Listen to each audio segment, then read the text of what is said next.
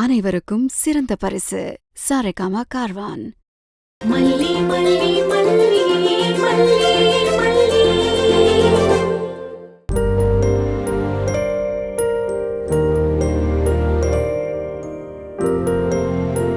என்னங்க தூங்கலையா? தூக்கமே போயிடுச்சு மல்லி. எப்பவும் படுத்த உடனே ஒரு நிமிஷத்துல தூங்கிடுவேன். இப்ப அப்படி என்னால தூங்கவே முடியல. பிசினஸ்ல ஏதாச்சும் பிரச்சனையாங்க? பிசினஸ்ல எனக்கு பிரச்சனையே வராது மல்லி. பிசினஸ்ல வர எதையுமே நான் பிரச்சனையா பாக்குறதே இல்ல. அந்த பிரச்சனை எல்லாம் என்னால ஒரே நாள்ல சால்வ் பண்ண முடியும். ஆனா லைஃப்ல ரேணுகா உனக்கு எனக்கும் இடையில ஒரு பிரச்சனை போய்கிட்டு இருக்கேன். அது என்ன ரொம்ப படுத்துது மல்லி. எனக்கு நியாயம் படுறதா நான் செஞ்சுக்கிட்டு இருக்கேன். ஆனா பொதுவான நியாயம்னு ஒண்ணு இருக்குல்ல, அதையும் நான் யோசிக்கணுமே. நீங்க என்ன சொல்ல வரீங்கன்னே புரியலங்க. மல்லி, என்ன பொறுத்த வரைக்கும் நீதான் என் மனைவி. எப்போ உன் கழுத்துல நான் தாலி கட்டணும் அப்பவே என் வாழ்க்கைய உன்கிட்ட ஒப்படைச்சிட்டேன்.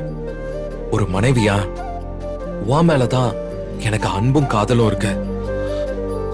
ஆனா ரேணுகாவை என்னால அப்படி பார்க்க முடியல. ஏன்னே தெரியல.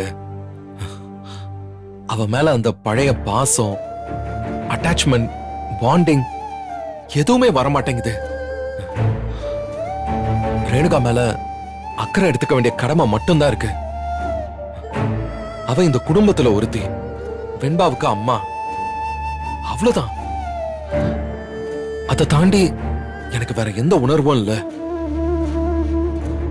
இந்த விஷயத்துல நான் நடந்துக்கிறது சரியா தப்பா எனக்கு எதுவுமே தெரியல மல்லி. அவ உங்க ரேணுகா இல்லங்க.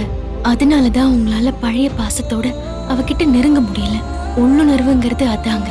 நீங்க அப்படி நடந்துக்கிறது தான் இப்போதைக்கு நல்ல விஷயம். அதனால தப்பு பண்றீங்களோன்னு உங்களுக்கு எந்த குற்ற உணர்ச்சியும் வேண்டாங்க. மல்லி, என்ன யோசிக்கிற? நான் தப்பு பண்றேன்னு நினைக்கிறியா? இல்லங்க, உங்களால தப்பு பண்ண முடியாது. உங்களுக்கு அந்த குழப்பமும் வேண்டாம். எதையும் மனசுல போட்டு குழப்பிக்காம எப்பவும் போல நீங்க நீங்களாவே இருங்க. எல்லாத்தையுமே காலம் சரி செய்யும். இப்ப நீங்க படுத்தீங்கன்னா வெண்பாக்கு நீங்க கை கால் பிடிச்ச மாதிரி நான் உங்களுக்கு பிடிச்சு விடுவேன். என்ன சொல்றீங்க?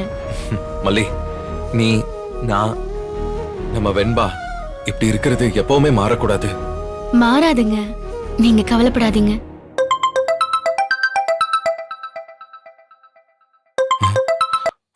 ஹலோ. சொல்லுங்க நல்ல தம்பி. ஹலோ விஜய், உங்க மாமனார் வீட்ல பணம் காணாம போனதை பத்தி சொல்லியிருந்தீங்கல்ல? ஆமா, நான் அவரை நேர்ல பார்த்து விசாரிச்சுட்டு வந்தேன்.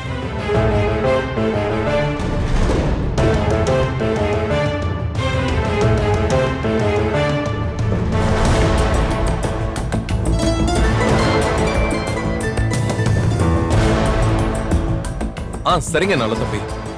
உங்களால பெஸ்டா என்ன பண்ண முடியுமோ அதை நல்லா பண்ணி கொடுங்க. கண்டிப்பா பண்றேன் விஜய், கவலைப்படாதீங்க. ஓகே. இங்க ஒவ்வொருத்தனும் பணத்துக்காக அவ்வளவு அல்லாடிக்கிட்டு இருக்கான். இந்த கதிரேசனை பாரு, 50 லட்சம் ரூபாய தொலைச்சிட்டு நிக்கிறாரு. 50 லட்சம் ரூபாய் தொலைச்சிட்டாரா?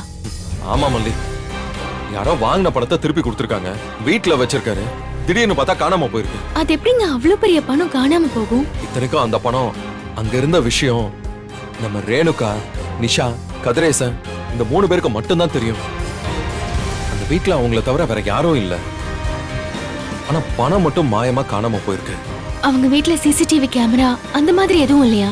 அது இருந்தாதான் பிரச்சனையே இல்லையே. பணம் வேற கணக்குல வராத பணம் போல இருக்கு. அதான் எனக்கு தெரிஞ்ச போலீஸ் ஆபீசர் ஒருத்தர் கிட்ட சொல்லிருக்கேன். விசாரிக்க ஆரம்பிச்சிருக்காங்க.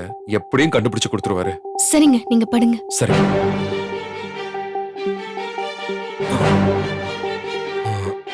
அந்த சுடர் தான் அங்க அடிக்கடி போயிட்டு வந்துட்டு இருந்தா. அவளுக்கு தெரியாம இது நடந்திருக்காது. அவ இருக்கிற இடத்துல அவன் இன்னொருத்தரையா திருட விடுவான். அந்த கிரிமினல் தான் இது செஞ்சிருக்கணும். என்னன்னு யோசிக்கலாம். இந்த வீடியோ உங்களுக்கு பிடிச்சிருந்தா லைக் பண்ணுங்க, ஷேர் பண்ணுங்க, காமெண்ட் பண்ணுங்க. மறக்காம சரிகமா டிவி ஷோஸ் தமிழுக்கு சப்ஸ்கிரைப் பண்ணுங்க.